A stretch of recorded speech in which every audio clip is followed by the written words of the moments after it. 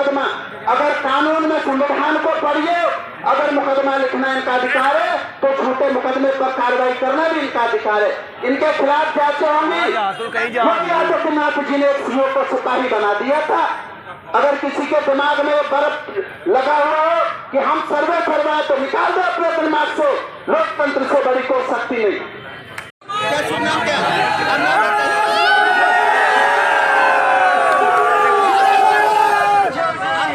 नमस्कार, आप देख रहे हैं दैनिक रुड़की और अभी हम जो है रुड़की तहसील में, और आपको बता दें हमारे साथ स्वराज सेवा दल जो है उसके राष्ट्रीय अध्यक्ष हमारे साथ रमेश जोशी जी हैं और देहरादून से आते हैं। और भाई लगातार हम देखते रहते हैं, सोशल मीडिया हो या प्रिंट मीडिया हो, उसमें छाए रहते हैं और जनहित के मुद्दों को लेकर ये आवाज़ उठाते रहते हैं। आज रुड़की में पहुँचे हैं, क्या इनकी मांगे हैं यहाँ के प्रशासन और सरकार से, किस मुद्दे को लेकर यहाँ पर धरना प्रदर्शन चल रहा है?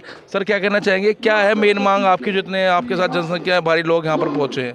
देखिए, सबसे पहले मैं माननीय मुख्यमंत्री जी का धन्यवाद करता हूँ जो उन्होंने इस प्रदेश को, जो वर्तमान में आज डीजीपी साहब हमारा चार्ज ले रहे हैं श्री अभिनव कुमार जी, वो बहुत ईमानदार, डेड ऑनेस्ट, बहुत अच्छे अफसर हैं। हरिद्वार में एसएसपी भी रहे हैं, बहुत ईमानदारी के उनके चर्चे के किस्से हैं। उसके बाद जब वो बीएसएफ से वापस जो है उत्तराखंड में आए थे और वो डीआईजी के चार्ज पे थे, उन्होंने तुरंत एसआईटी भंग करी। उन्होंने देखा जमीनों में तमाम घपला हो रहा है, घोटाला हो रहा है, तुरंत एसआईटी भंग करी और थानों के लिए आदेश करे कि कोई भी फर्जीवाड़ा उसका मुकदमा जो है थाने में पंजीकृत हो।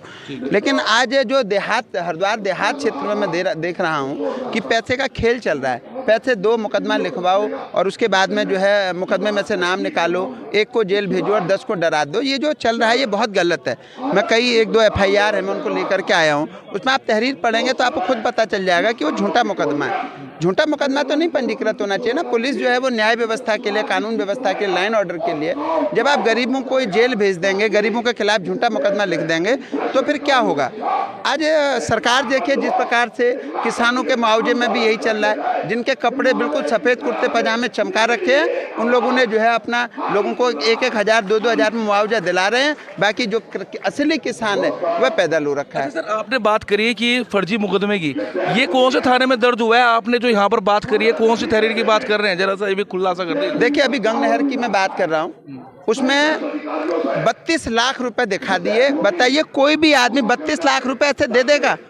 और मैं उस फैक्ट्री की भी जांच करवाऊंगा जिस फैक्ट्री की धांधली चल रही है। उस फैक्ट्री मालिक ने जिस प्रकार से दलाली कर रहा है, जिस प्रकार से लोगों को डरा धमका रहा है, किसानों से पहले वो चंदा मांगता है, पैसे की वसूली करता है, उसको पैसे नहीं देंगे तो वो एक ऐसा षड्यंत्र रच देता है कि उल्टा उन लोगों पर मुकदमा पे लिखवा दिया जाता है। तो मैं उस मुकदमे की, अभी इंस्पेक्टर साहब आएंगे, मैं आप मीडिया के माध्यम से उनसे पूछूंगा, मैं वो तहरीर दिखाऊंगा और बताऊंगा कि क्या वो मुकदमा सही है। उन्हीं के मुखारबिंद से पूछ लूंगा। अरे बहुत साल पहले कह दिया, एक मेरी बात भी हुई, ठग है भाई। आप मुंह से ठग कह दोगे?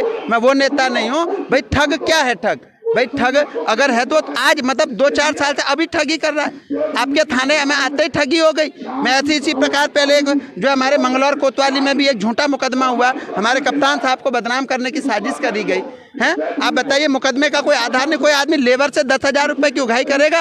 इस प्रकार के झूठे मुकदमे क्यों? प्रधानों को कांग्रेस के एक पूर्व विधायक जबरदस्ती कांग्रेस ज्वाइन कराने पर लगे, और जो कांग्रेस ज्वाइन नहीं करेगा उसके खिलाफ वो विधायक उठवा देते हैं, डरा देते हैं, धमका देते हैं और नहीं तो जेल भेज देते हैं। ऐसी कई चीज़ें मैं लाया हूँ और मैं अभी दिखाऊंगा। मैं माननीय मुख्यमंत्री जी के भी संज्ञान में लाऊंगा, मैं डीजीपी साहब के भी संज्ञान में लाऊंगा और मैं तमाम जो आला अधिकारी उनके संज्ञान में लाऊंगा। तो कौन से लोग हैं जो कप्तान को मतलब बदनाम कर रहे हैं, और ये जो आप जिस तरह बता रहे हैं विधायकों को अदल बदल करवा रहे हैं? 1-2 इंस्पेक्टर हैं। पूर्व में एक इंस्पेक्टर को तो कप्तान साहब ने हटा दिया है, 1-2 इंस्पेक्टर और रह गए हैं। एक इंस्पेक्टर जो थे जिनकी दलाली के किस्से मशहूर होने लगे थे, उनको कप्तान साहब ने तुरंत आते हटा दिया। अभी 1-2 और रह गए, उनका भी यथाचित के नाम का आप खुलासा करेंगे मीडिया के सामने? फिलहाल मीडिया के सामने नहीं, मैं डीजीपी महोदय को खिलाता करूंगा और इनडायरेक्ट वे में समझ चुके हैं। अभी जब कोतवाली की मैं चर्चा करूंगा, उनसे पूछूंगा तो आप लोग देख लेंगे। अच्छा, तो आज मैं जो मांग है आपकी मुआवजे की, और ये जो आपने बताया कि झूठे मुकदमे दर्ज उसको? जी जी जी। और कोई मांगे आपकी? और तो बिजली, पानी, सड़क, रोजगार, जो तमाम बिंदु हैं उन तमाम बिंदुओं पर हैं। अभी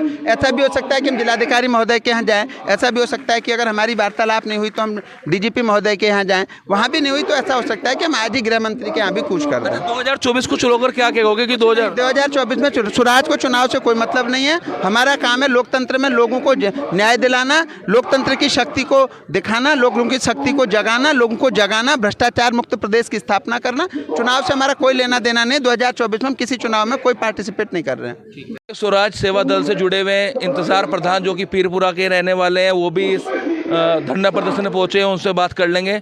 जी, जिस तरह से बता रहे भाई, भ्रष्टाचारी की बात कर रहे हैं यहाँ पर, साफ तौर पर देख रहे हैं संबोधन में, और खुले तौर पर आरोप लगा रहे हैं कि भाई जो इंस्पेक्टर से पुलिस के हैं वो झूठे मुकदमे दर्ज करने में लगे हैं, और जो सरकार है किसानों को मुआवजा नहीं दे रही है, उसको लेकर आपका क्या कहना है? ये मैं कहना चाहूँगा, जो मेरे अध्यक्ष और रमेश जोशी जी में सच और सत्य बोल रहे हैं। मेरे क्षेत्र में क्या हो, मैं ग्राम प्रधान प्रतिनिधि पीरपुरे से, मैं अपने क्षेत्र में इतना कार्य करा के मेरे यहाँ 10 लाख की एक सालाना में योजना हो नारसण ब्लॉक से। ठीक है। तो मैंने अपने गांव में मंदिर में काम करा, तो मस्जिद में भी करा, और शमशानों में काम करा, तो उसमें कब्रस्तान में भी करा। मैं रेगुलर अपने गांव का काम करा रहा था, और मैंने अपने जो मेरे गांव में बिजली के पोल थे वह पुतवाए और एक सुंदरीकरण बनाया उनका।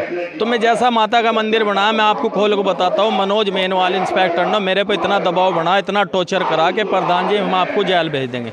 उसने मेरे को एक फ़ोन करा के प्रधान जी कहा, मैंने कहा जी मैं कलियर क्षेत्र में अपने कारोबार को, तो मनोज मेनवाल ने मेरे फ़ोन करा के एक लड़की की शादी में फ्री देना, और प्रधान जी कहा, मैंने कहा जी मैं अपनी वर्कशॉप को, वो आए और मुझे उठा कर चले गए। और मेरी साथ साथ एक मनोवर भाई अपने बेड रेस्ट पर पड़े थे, उनका एक्सीडेंट है, उनको भी जेल भेजा, और एक मुकेश देव तो उनको भी जेल भेजा। आपने इस तरह के, जब आपने इतना बड़ा आरोप इंस्पेक्टर पर लगा रहे हैं एक, तो आपने इसकी शिकायत की पुलिस के उच्च अधिकारियों को करी?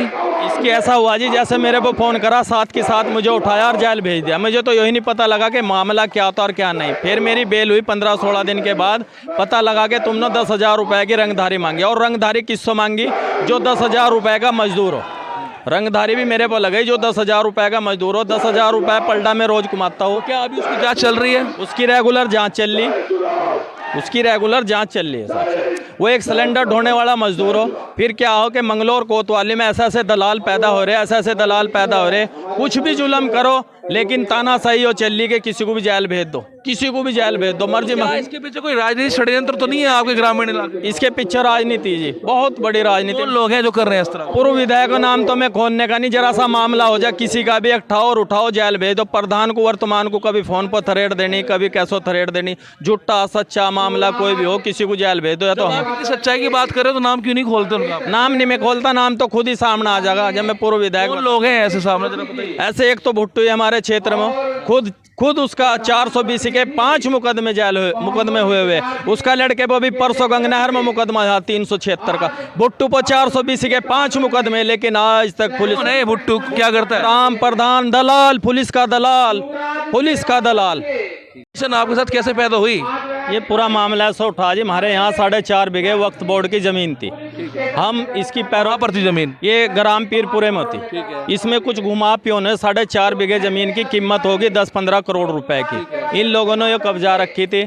हमने इसकी पैरोकारी करी तो इन लोगों ने षड्यंत्र रचा दलाल के थ्रू, और हमारे पे एक प्रभाव भी बना गया, हर कुछ दबाव बना गया। लेकिन इन्होंने क्या करा, पुलिस से साठ गांठ करको मुझे और मेरे दो साथी एक मुकेश देव और एक मनोवर भाई को, मनोवर भाई बल्कि बेड रेस्ट पर थे उस टाइम, उसको बेड रेस्ट से उठाया और मेरे साथ तीनों को हमको जेल भेजा।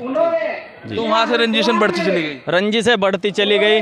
पुलिस उसकी मददगार थी मनोज मेनवाल। एक हमारे यहाँ कम सिंह दरोगा चिकन बकरा खाता हो, शाम को किसी की धीमा की करा लो, कुछ करा लो, फुल छूट हो उसको। क्या नाम बता रहे? कम सिंह दरोगा। उन्होंने भी कुछ आपसे मांग करी? उसने मांग नहीं करी, उसने जेल भेजा। जो मेरे गांव में मेरे मजदूर को नाली पीट तो बना तो पीट दे, तो हक्कम सिंह उसी की मुखालफत करता और मेरे ही मजदूर को डांटता और धमकाता हो। आज क्या ज्ञापन किसको दे रहे हो यहाँ पर? आज ज्ञापन जो दे रहे हैं ज्वाइंट मजिस्ट्रेट साहब को दे रहे हैं।